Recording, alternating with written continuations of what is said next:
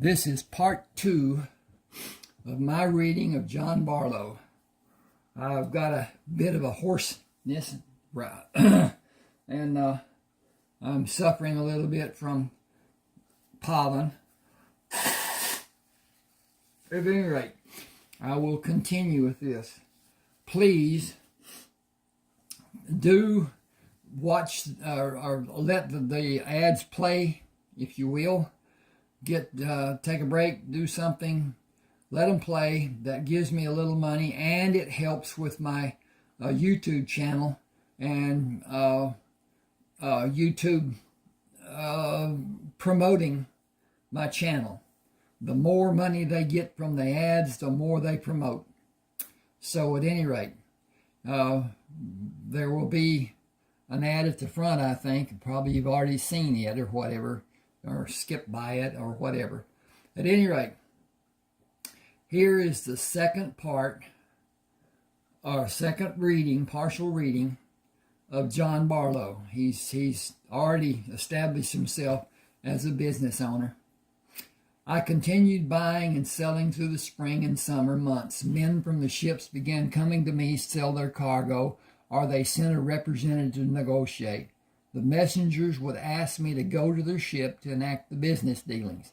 My business was booming. Excuse me a second. Let me check this, make certain everything is copacetic. And it is. Okay. Don't need to check that again. Mr. Tufteller had Jackson take me to his office. School will begin in a few weeks. I want to pose a solution for your dilemma. You must attend school, and you will not be able to continue with your business ventures. You have amassed a large amount of cash in just 4 months. I recommend that you allow Jackson to act as your agent while you're in school. I discussed it with Madam and Charles Phillips. They approve. You have begun a process no other person had imagined to be possible, and you have success with every venture. The people of New Orleans are happy because you have done so well. It has been beneficial for everyone. There is a market for your type of business in every port along the Gulf Coast. Will you take my advice and go to them and set up your business in each port? I have contacts in each port who will help you, as it will benefit their community. Your letter of credit will be honored by the banks of your choosing in each port. If you desire to stay here and have men act as your buyers and hire a delivery man in each port, it can be done in that manner too. Jackson can supervise all of them. Checks written will be a safeguard for your capital. Not a single person will attempt to undermine your operation for fear of losing their business. I held up my checkbook. I made a lot of money in 4 months. If it is multiplied by my business operating in all the ports along the coast, it will be hundreds of thousands of dollars. What will I do with all that money? Mr. Tufteller said, it will be as you have said. I have an idea I will discuss to you before this year of school is finished. Will you authorize Jackson to establish your business from here to Charleston, South Carolina, and west to Brownsville, Texas? I hardly knew what to say. I think I would be a fool if I did not follow your advice. He said it will benefit everyone involved. When I left Quentin's office, Jackson put the magazine he had been reading on the end table and stood to meet me. I took his hand. You are going to be my business manager while I'm in school. You know how the business operates and how it gains success. He shook my hand. Let's go to the bank and sign the papers Mr. Phillips has for us and come back here to sign those that Mr. Tufteller will have. I will go east tomorrow and begin setting up the business. Excuse me. I had an itchy eye. I will go east tomorrow and begin setting up the business in every port that can possibly support the business, using the cart delivery system you began using in the beginning. I will tell you how it goes from time to time. After I've established the business in all the ports, shipments will be needed to be established. You will need people to make arrangement for those shipments. I do not care to be considered for that sort of position. I will be content to act as your agent and never leave the States. As the business grows, stores will be required to replace the cart system. I believe it will be sometime during this year or early next year. Mr. Tufteller instructed the salaries for everyone, even me. The Bartleaux Corporation paid everyone from sales the corporation produced, and the finances were done through the corporation. I was listed as an employee. The corporation paid taxes, and the employees paid individually. I was not mature to the point of realizing how forming the corporation benefited everyone involved. I was aware of the money coming into the bank accounts, but I had no idea what level it could grow to be during the last of my school days. I considered every soul I could remember. Got to back up here.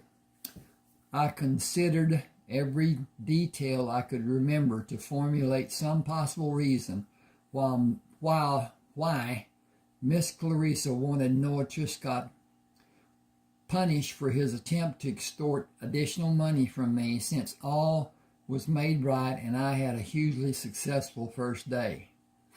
The last weekend before school was scheduled to end, I asked Madam if I could visit Miss Clarissa. At first she just sat and looked at me. I did not waver from returning her blank expression with my questioning stare. Finally she said, "I suppose. You have not visited her in almost a year. It might be good for both of you. Please return before it is dark. I will have someone waiting for you." I objected. I am able to find my way home if it is dark. Even if it is dark. You're not the child you were before your business became so successful.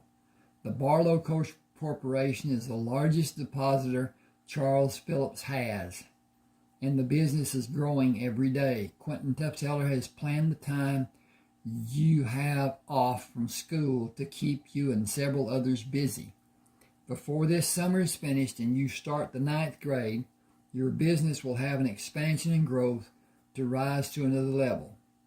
You will want to stop going to school to help build your business. Listen to Clarissa.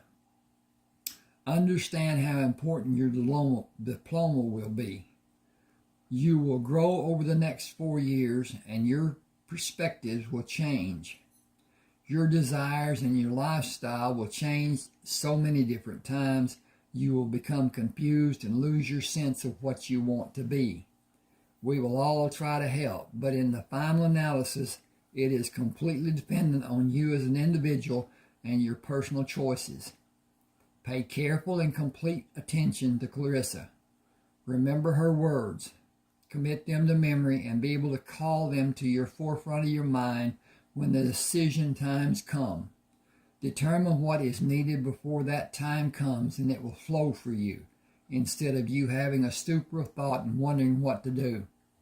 You will have a preconceived plan to modify and implement. You have wisdom beyond your years, and with careful consideration of every possible scenario, your decision-making will be formed in your thoughts before it is needed. If you use all of your facilities and remember what you have been taught, turn the page. Miss Clarissa's house was only a few blocks from the brothel. I never knocked. I quietly stood on the porch and waited for her to come to the door. She was an extremely beautiful woman. Her greetings were always very demonstrative and physical. I enjoyed the intimacy. I had not seen her undressed, but I knew every curve and accent of her body from long years of intimate contact. She was always dressed in a frock with a single-piece dress, or a single-piece dress without skimpy, sheer panties. I enjoyed visiting her, but often became distracted by her beauty. I wondered what she would do if I'd made an advance. As I became more aware of feminine charms, I measured girls by her attributes and found undesirable traits and habits in each of them. She smiled as she pulled away from my embrace and held my hands in hers. "You are troubled. Sit with me on the couch." I was excited by her large nipples pushing against the thin material of her dress and pulled her to me in a warm embrace. She nibbled on my neck with her lips and kissed my cheek passionately, and moved her mouth to mine in a long, full lip kiss. I have to not read this, and because it is intimacy between Jon and Clarissa, and so I'm going to skip ahead, and it's quite a bit of explanations and whatever, and I will probably go to the next chapter or whatever.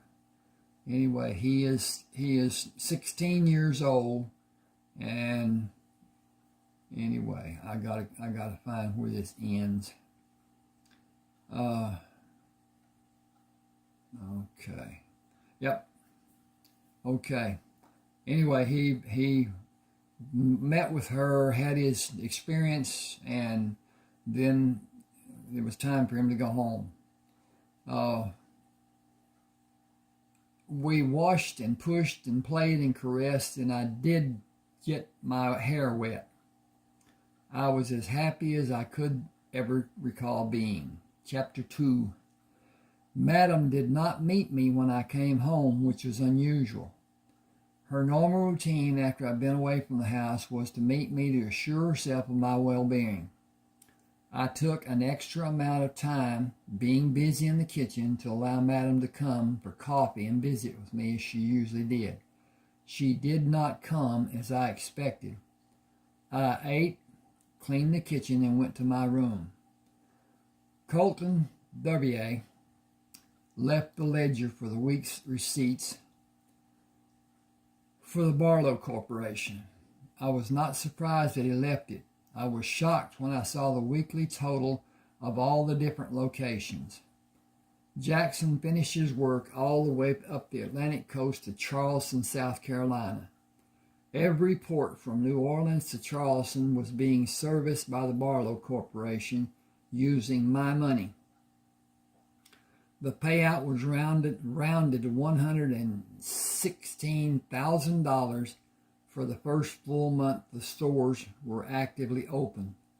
Bartleaux Corporation deposited the different banks being used in Louisiana and other states came to $198,600 at the end of the first month. Each month following his first report, the profits grew larger and the payouts remained near the initial amount paid, with only a small increase each month. A percentage of profit had been deposited each month in the Iberian Bank to pay expected taxes. The Bartleaux Corporation held stocks, as Quentin Tufteller had directed the purchases, and had more than $1,600,000 deposited in different banks in Louisiana, Mississippi, Alabama, Florida, Georgia, and South Carolina. More than half of the revenue the Bartleaux Corporation produced came from businesses in Florida. Miami produced 5 times as much revenue as New Orleans. Colton left a note informing me that Jackson was coming to New Orleans to continue establishing the businesses along the Gulf and western Louisiana and Texas. I placed the ledger on the dresser and went downstairs to talk to Madam. "Did you see the balance sheet Colton Devier left for us?" She did not answer. "Quentin Tufteller asked that you go to his office tomorrow morning. I will not tell you if I'm disappointed about your choice today. You have your own life to live and choices to make. Always consider the repercussions of your choices. Are you happy with your visit this afternoon?" I looked at her knowing she knew. "I'm very happy. I have hurt no one." She looked away from me. "It is done, and you must do as you desire. Remember, desire can lead you down a twisting path, and you should be prepared for anything may come as a shock or surprise, or everything is not as it seems to you now. You are not aware of the circumstances that exist and are hidden. Be as prepared as possible for changes you will wish may never happen. It will be a problem for you. Your age difference is a major concern. I said, I want your approval. I will not continue unless you give your blessing. Her face held no expression. You have never done anything that caused my disapproval. You have both my blessing and my caution. Do not go to visit more than twice each week. Once would be best during the coming year. Protect both her and you. We will not speak of it further tonight. You need to be up early tomorrow. It will be a big day for you. Okay. Mr. Tufteller led me into a small office with drawings and blueprints stacked on 3 tables. These are drawings Kenneth Watson compiled for you to consider. They are what I asked him to have his firm sketch, so you may have a semblance of an idea about how you will want 6 grocery stores to be built in Miami, with one in Charleston, another here in New Orleans. These drawings are only models for your consideration. I am sure you'll want to work with his firm to finalize every aspect of the exterior and the interior. I had these done because I felt certain you will want to invest your available money, because your businesses are growing larger every day, which in turn increases your capital. Building the stores will decrease the amount of taxes you will pay, and it will build your income to stabilize your business. That is the beginning, if you are agreeable to do the initial buildings. It is a beginning for a chain of stores to be built from Charleston, South Carolina to Brownsville, Texas. I envision more stores to be built inland in the future. Jackson will arrive this morning. Will you want him to supervise the buildings or continue implementing the businesses along the Gulf Coast? I have another man ready to take Jackson's position if you need Jackson to assist you with the buildings. I briefly scanned the plans. All I can say is great. I knew the business was profitable because Mr. Devereaux gave me figures for each port on a weekly basis. I had no idea what the compiled deposits were until he left the completed accounting for me yesterday. I had never calculated the money coming in and the cost of the businesses to judge the actual profit. I believe he did not give it until I was out of school, to allow me to concentrate on my schoolwork. He was right to do it as he did, or was he instructed to protect me? Mr. Tefteller almost laughed. How do you want to proceed? Do you think you will need Jackson to help you? I laughed. I will need Jackson and many others who are knowledgeable about these projects. Excuse me.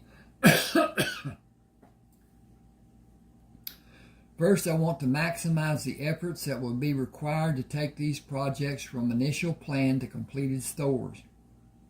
I have shiploads of food coming to all the different ports, and more food items will be brought as time goes by.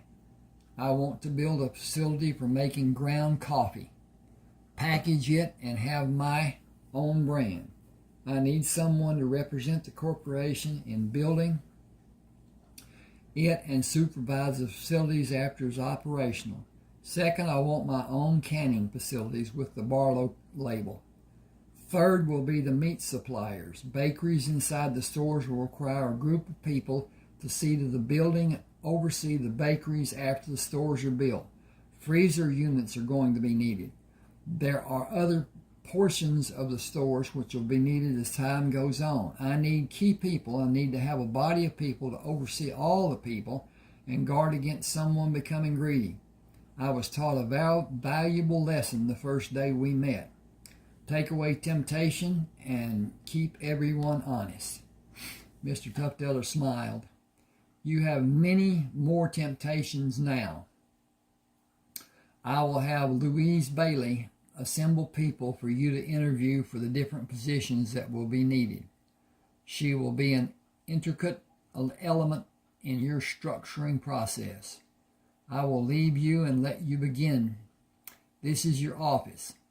Other furnishings will be brought for your use as they are needed. My staff has been instructed on serving the Bartleaux Corporation. Clarence Milam, couldn't get that out right. Excuse me a second, I'm going to take a break and swallow some of this and see if I can get my throat cleared up a little bit.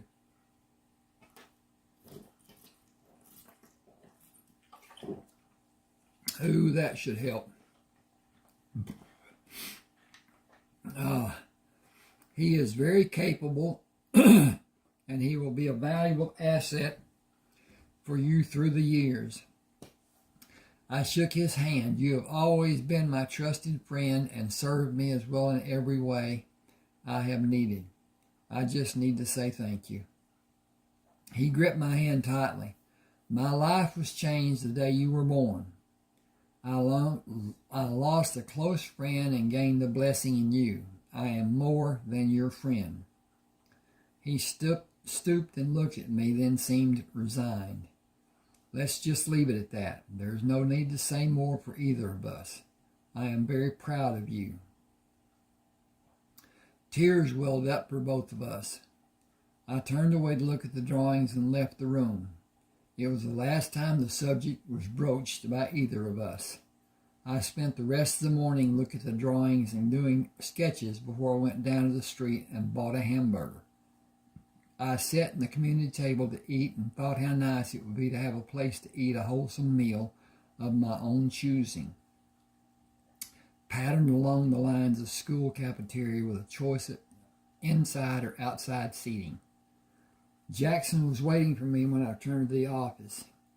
I looked at your drawings. I think a visit to Kenneth Watson's facilities will serve you at this point. An initial overview should be your first consideration. It will be expanded as your plans develop. Clarence Milam has been with me from Jackson, Florida, up through Georgia, and when we finished in Charleston, he will be able to continue until Brownsville, Texas is completed. I think you will want him on our team when he has everything finished on the Gulf and begins building inland complexes. His hard stare alerted me. Will you need a tutor? I did not immediately understand in question. Why will I need a tutor? Because you will not be able to continue attending classes. You are going to be traveling while all the complexes and stores are being built and the other projects you want to incorporate are completed. Your businesses will grow and your income will also, and the building growth will also expand. I think you will not have graduated before that happens. You're going to need a tutor, I think. Jackson, you know I am approaching my 16th birthday, don't you? He said, you're going to be a very rich 20-year-old. I know you had your first look at the money, and you have been accumulating last night. It will continue to grow, and as you expand the business, it will grow even more. You are going to need a lot of trusted people. I said, I have had a lot of trusted people so far. I'm going to be involved, but I want you to institute the necessary instructions and supervisions. I want you to have people to carry out those instructions. You can choose them with my approval. I am assuming you talked to Mr. Tufteller and he informed you of my plans. I want to have the buildings done as soon as possible. I need to go to Cuba and South America and different places in the States. Oh, Jackson frowned. You need to concentrate on accomplishing all the brain work involved in building your business and leave those places to other people to do as you want them to be done. You go bebopping off on some foreign country and we will be getting a ransom note from one of your kidnappers. You may get yourself killed and some of us along with you. Stay safe here in your own backyard and let others who have smaller bank accounts do your legwork, if you don't mind me saying so.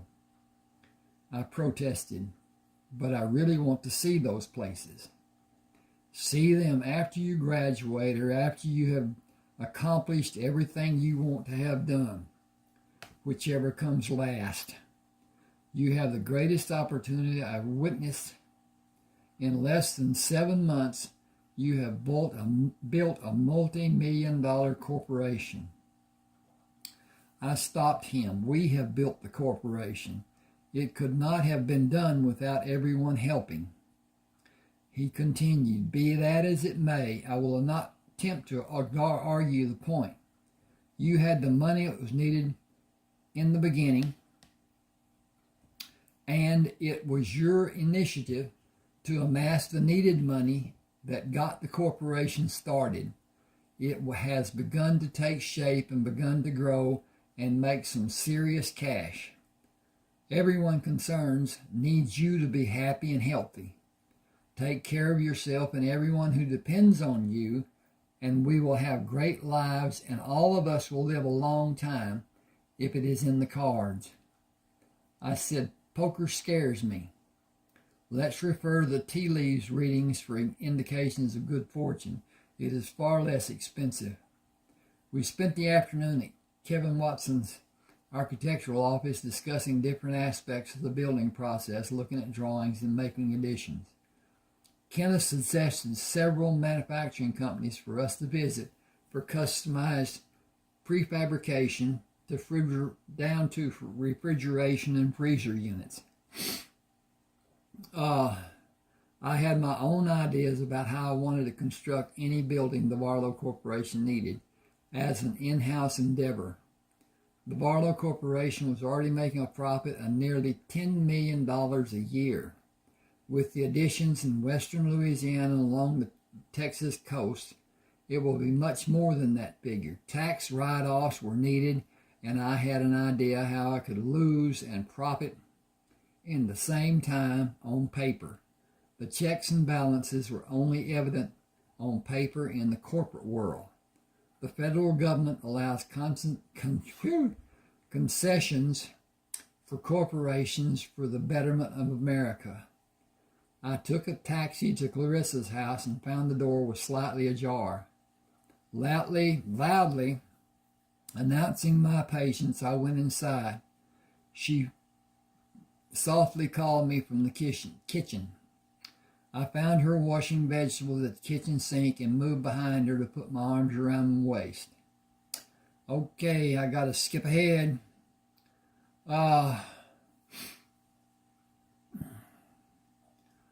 Okay.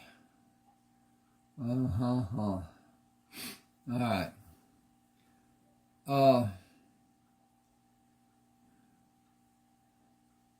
Okay. No.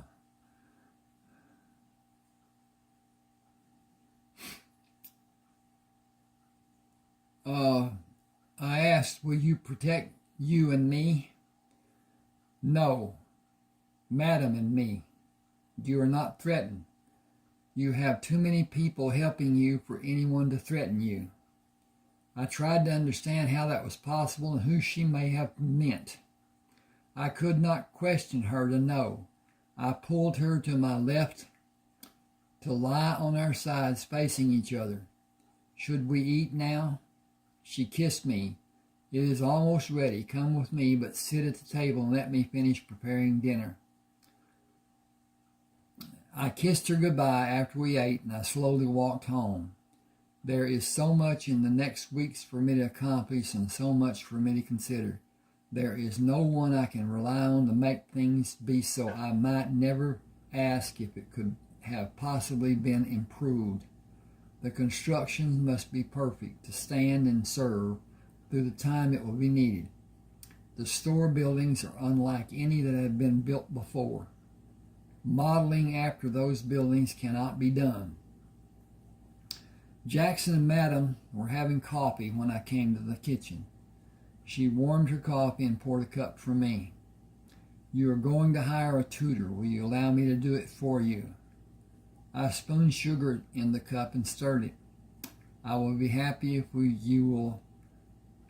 I will be happy if you will, even relieved. I would not have the slightest idea where to start or what selection criteria is needed. I will be involved with the construction planning this week and will not have time for anything else. Dink. Madam said, I have several people who will help find the people you might hire. I will leave the actual selection for you to do later this summer. Focus on what you need to do and allow everyone to help you. Jackson finished his coffee. We have breakfast sandwiches to eat on the way to Kenneth Watson's office and cold cut sandwiches for later. I will get drinks through the day and let you concentrate on developing the plans for the stores.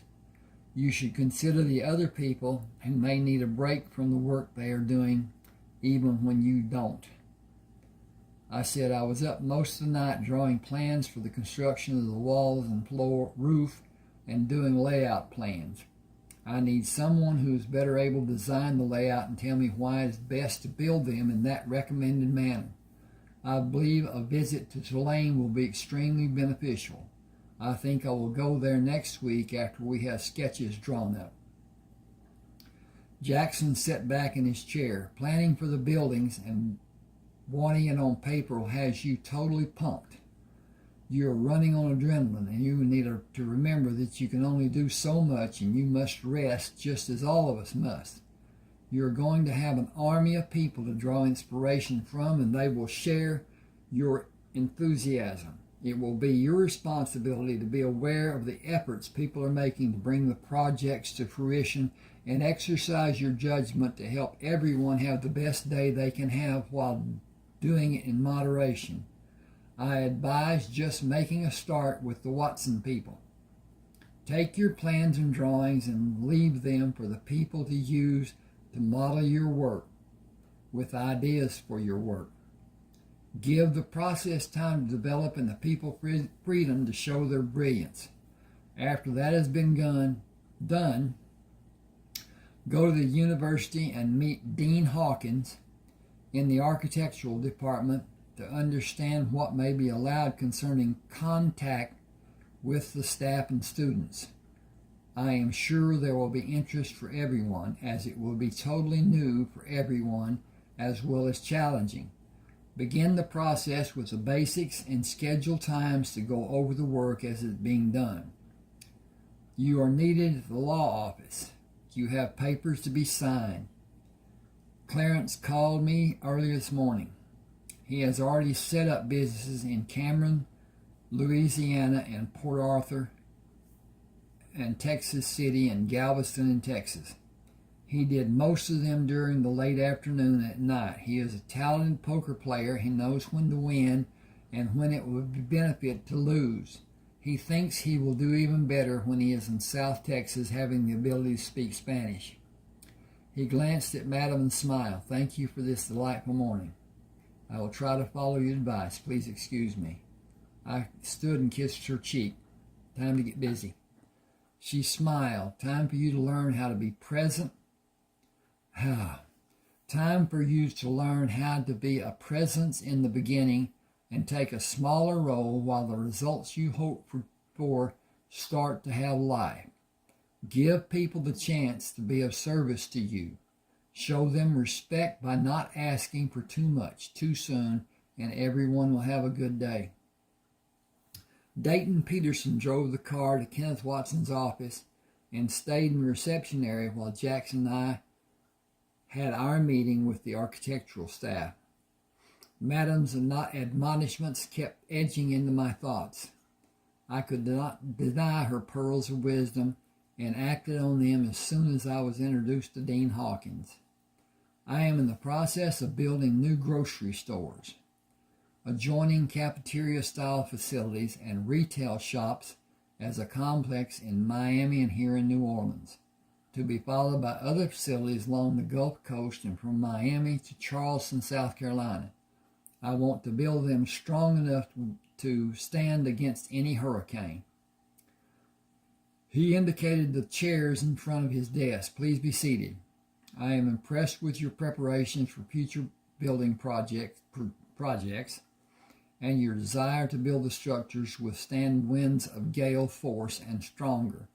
You will need materials and building practices which are not available for implementation anywhere. I sat in the chair following Jackson's lead. I have plans to design and manufacture materials that will be needed. I wonder if I might have assistance from your department in bringing my plans for initial design drawings to completed buildings, which will stand against extreme hurricane force winds. My plan is to have two-storied parking facility below the main structure. The 3 floors will be above ground with substantial below-ground foundations and columns to provide every needed support. I stood and extended my hand. Thank you for seeing me. He remained in his chair. I do not understand. Are you leaving? I firmly shook his hand when he stood. I merely wish to present my thoughts and allow you time to give my projected building some consideration and contact me when you have formulated your recommendations when you wish to decline the project. I will build the needed buildings and hope to have the foundations and concrete columns finished within 60 days. I imagine the project could be a substantial learning experience for everyone involved. The sites have been purchased and the ground excavations will start next week. The construction materials and all phases of construction will be fabricated and implemented in-house by the Bartleaux Corporation. Dean Haskins shook my hand in Jackson's. I have absolute confidence that the facilities and students will want to be involved. It is my chore to limit those numbers to a core class. It will require your participation during the 3-month class in the form of substantial personal participation in the beginning and less physical presence as the term progresses. I will require that the class have participation in all phases of the construction. It will not require the people to be transported to Florida, but transportation and scheduled field studies in the site here in New Orleans will be needed for the professors and 20 students who will constitute the class. I know of your experience here and about how you have progressed in building your business. I did not have knowledge of the magnitude of that progression, as you have had phenomenal success. You will need people in all management levels. I will be able to recommend people for your consideration when they are needed. I said that process will be done and those people will be needed in a few months. Jackson stood and shook Dean Haskins' hand. Will you send resumes of those people and any others who might be candidates to Quentin Tuftheller's office? Dean Haskins said, yes, I will see that it is done. Dayton went ahead of me to open the door as we left Dean Haskins' office. Wait here until I clear the way to the car. I waited until we were in the car. Why did Dayton say he would clear the way to the car? Jackson said, Madam arranged for Dayton to see to our safety. It is only a precaution. There has not been a threat or a reason to be cautious, but she feels it is warranted. I laughed. I've never had a reason to mistrust her, and she has never been proven wrong that I know of. Thank you, Dayton. I will try to do all I can to help you in your endeavors. Dayton glanced in the rearview mirror. Crowds and someone in a distance are my main concern. I will have another person helping when you leave New Orleans, or if I feel there is a need for her. A female can go where I cannot. She is more competent and highly qualified, and her background is very impressive. She is all business and not a lot of fun to be around. You will never have a conversation with her, and she will give one-word answers if it is possible. She is good at carrying out her assignments. She is ex-military. I have no faith that she left the military in good standing, but her discharge was honorable, and she is licensed to carry firearms. The rest of her history is not something I need to know, but I have seen her take down men who are more than twice her size on several occasions. She seems to be well connected with the local politicians. I believe it stems from her family's involvement locally. I laughed. I will certainly allow her to do her part and keep a safe distance from her. He laughed.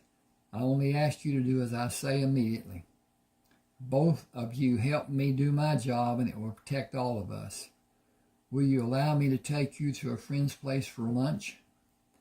I looked at Jackson, who gave me no indication. I have no qualms about trying different places. Where is it located? I believe I've been to just about every beanery in New Orleans. He smiled. It is not a place prominent people ever go because it is on the wrong side of the tracks in most people's minds. The owners and most of the customers are Negroes. It is the finest food I have ever eaten. You can get dishes in such diverse variety that I will guess you will have never eaten some of the things Tyrone cooks. More than 20 people were standing in line outside the small restaurant. Dayton spoke to the man standing in line. Are you picking up or wanting to be seated? I think we are all picking up our order. Tyrone said it would be a few minutes because the gas company was late getting the tank refilled, and they have a lot of food to cook. He is going to give us a discount if we wait. I would have waited no matter what. You can't get barbecue like he makes anywhere else. We all ordered barbecue early and just came back to get our orders, so it won't be long now. You can go on in, I think. You know the laws. Dayton said, I know the laws, but I don't agree with them. The man looked around nervously. It could get us all in a lot of trouble if someone sees a bunch of white people standing outside Tyrone's with a bunch of Negroes standing in line in front of them. Dayton started inside. We will go inside to avoid trouble, but we will not cut in line to be ahead of someone. He asked each person we walked by if they were waiting to be seated. 3 people said they were alone and waiting to be seated, but a small table was not available. Tyrone saw us and came to escort us to a table that was being prepared.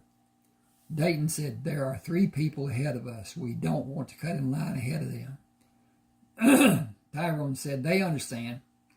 Dayton was determined. We will wait for our turn. Tyrone said, please, take the table when it's ready. They are each alone. The table is too big for a single person to use. I was looking down in an attempt to not be seen. Will they allow us to sit with them? I looked up when Tyrone stood in front of me and shook my hand. He towered over me by close to a foot. His body mass was just as impressive. Pylon Bro was the biggest man I ever saw, and people, just a minute, listened intently when he spoke. I apologize. You do not understand. If they are observed sitting with you, they might be arrested. He looked at me with a faint smile. I believe I know who you are. We have never met. His grip increased slightly, and I returned the pressure. Are you Jon Bartleaux? I am. How did you conclude who I am? He skirted the issue. Madam has ordered from us many times over the years.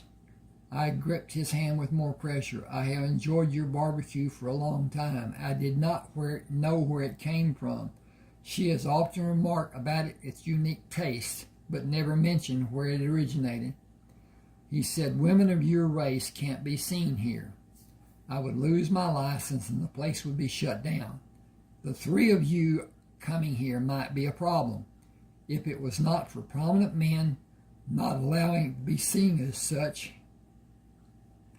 I said something needs to be done about that. It is not fair and it is not right. I intend to check into it. Tyrone said, you will find opposition to any interference. I said, right always wins. He corrected me, right when it is white always wins. I asked, if I was the registered owner, would that change the process? He smiled. If you were the registered owner, none of the Negroes would be allowed to come in through the front door or be allowed to eat in the dining room. Negroes are separated from white people. It is the law in Louisiana. It is enforced in New Orleans. I was angry. I'm going to look into this matter and see what can be done to make it right. He smiled. You have a unique position in society given your situation. I said, money should not make that much difference. Tyrone scowled. I was referring to your station in life, your supporters, your birth lineage, your inherited abilities. Your money just propels you up the societal ladder. It does not heighten your abilities.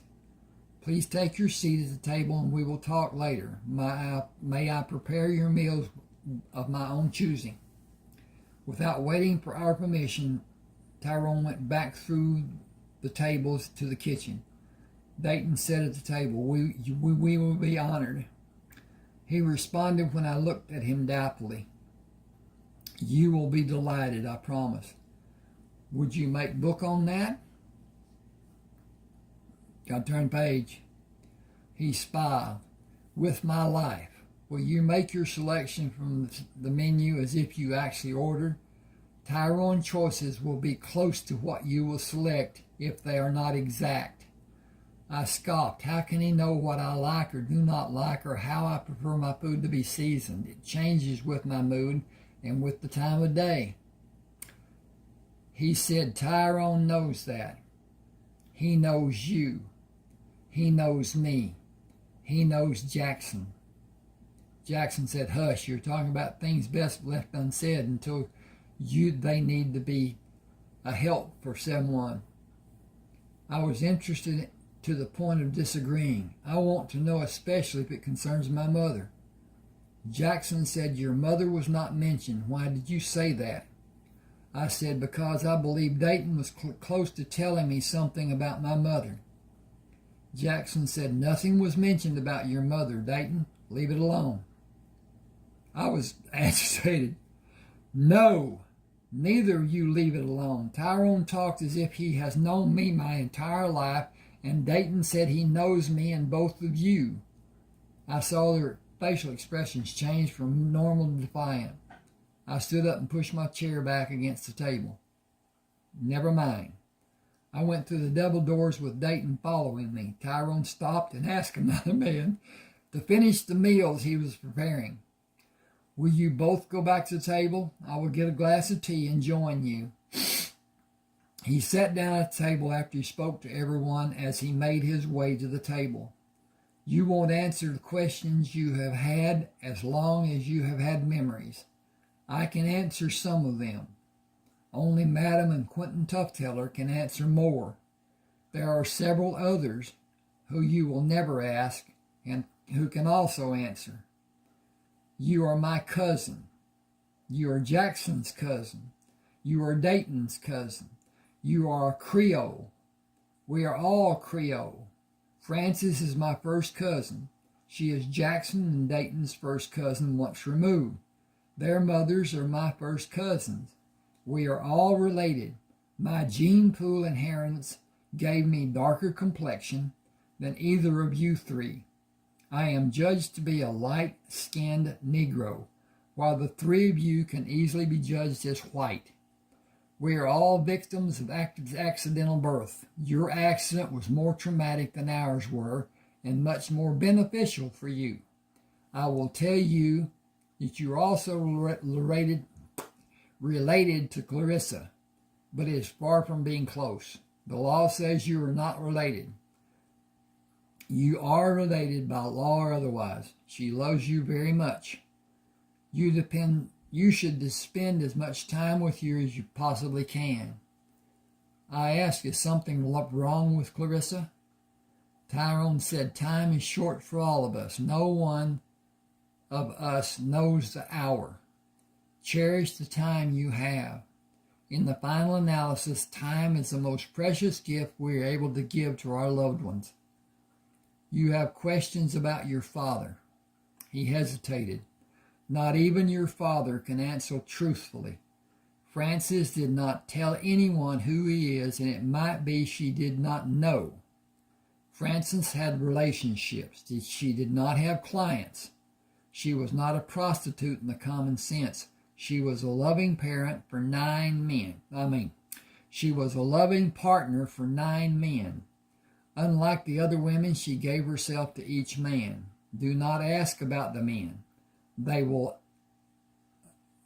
ever tell you.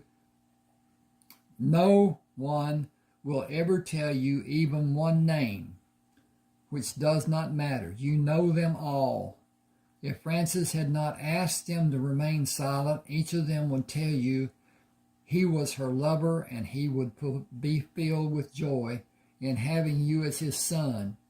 Instead, they have Frances through you, and you have 9 fathers, 9 prominent and powerful fathers. What more can you want? I said her crypt is empty as she was cremated. It is the largest and most elaborate one in this city. Tyrone said she was a beautiful woman and a beautiful person and was gifted in so many ways. I said, yet my birth killed her. Tyrone startled me when he grabbed my arm in a vice-like grip. You had nothing to do with her death. You had no part in the unusual occurrences that happened during those last minutes before her death. If it happened by outside forces, she allowed it. I do not believe it was anything more than nature's freakishness. All of us would have been alerted if it had been otherwise. None of us knew or felt anything unusual that afternoon and evening, and had it been otherwise, you would have never lived without all of us interfering.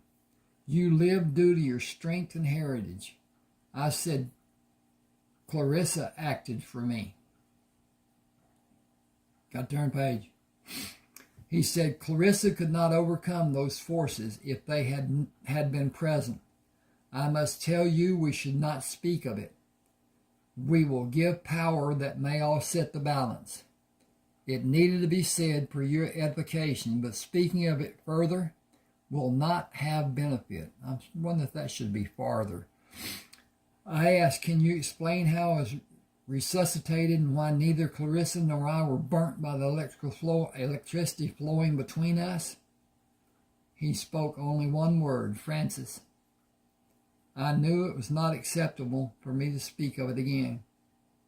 I sat for a short time looking at Tyrone and spoke about the only thing that came to my mind. I do not have anything of hers.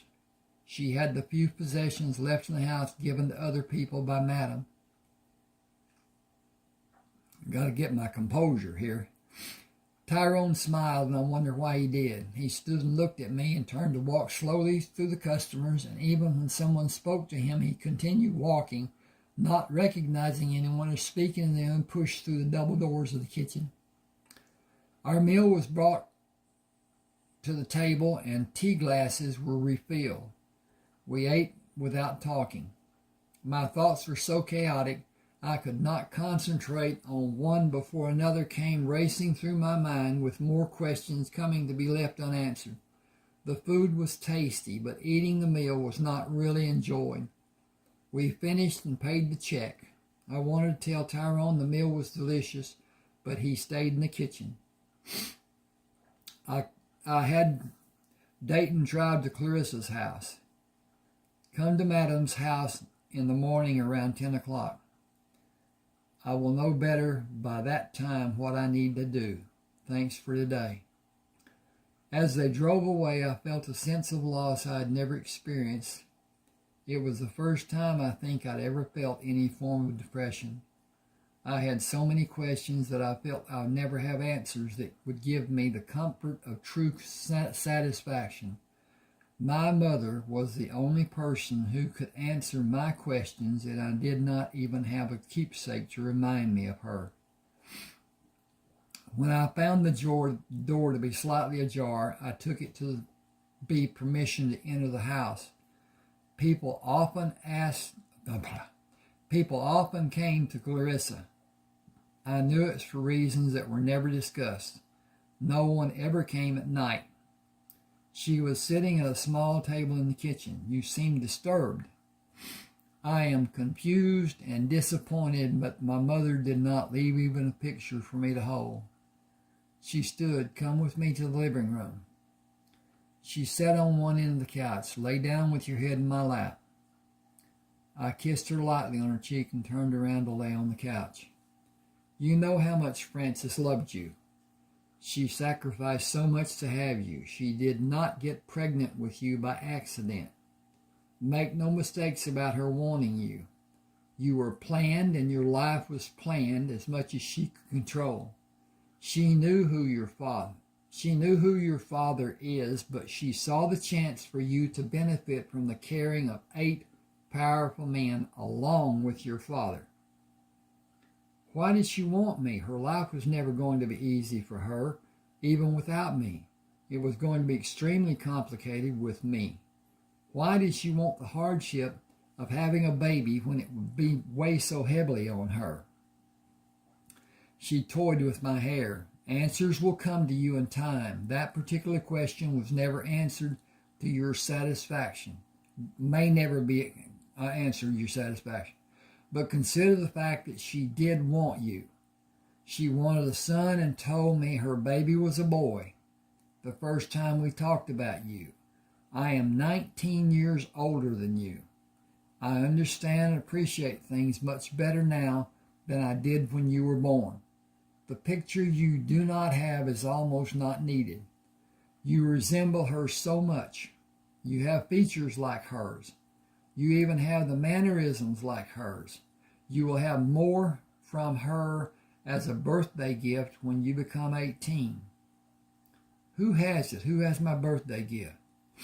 She twirled my hair. Be content that I told you. I would not have if you were not so gloomy. She wanted me to leave you some things. I will not tell you more. I moved my head to look at her. She was so beautiful. If I had to use one word to describe her, it would be full. Full head of dark brown hair, full deep pools of wide brown, almost black eyes. Full sensual mouth, no matter if it was smiling, pouting, angry, or speaking. Firm, full breasts that stood out even though they were more than my hand could hold. Full nipples that I had enjoyed watching push against her confinement even from my early childhood. Full lips with a small waist and a space between her legs. I'm going to stop here. This gets involved and I can't read it on YouTube.